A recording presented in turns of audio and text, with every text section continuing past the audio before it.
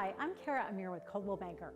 In today's current climate, in-person showings and physical open houses may not always be possible. But that does not mean, as a seller, you can't showcase your home to the world. Here are 3 ways you can bring buyers to your home thanks to the power of the internet and technology. Number 1, virtual tours. One option is for an agent to record a video walkthrough on their mobile phone with commentary. Another way to virtually show a home is to do a live stream tour with a buyer in real time. The buyer can ask questions and feedback can be exchanged. A virtual open house is an ideal solution during the pandemic. And number 2, 3D.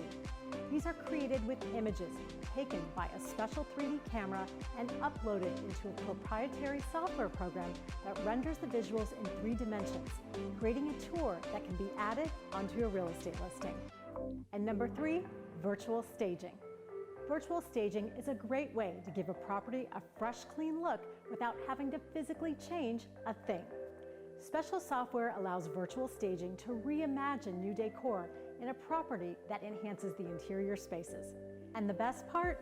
Virtual staging typically costs significantly less and involves much less time than physical staging, painting, and other repairs that often have to take place.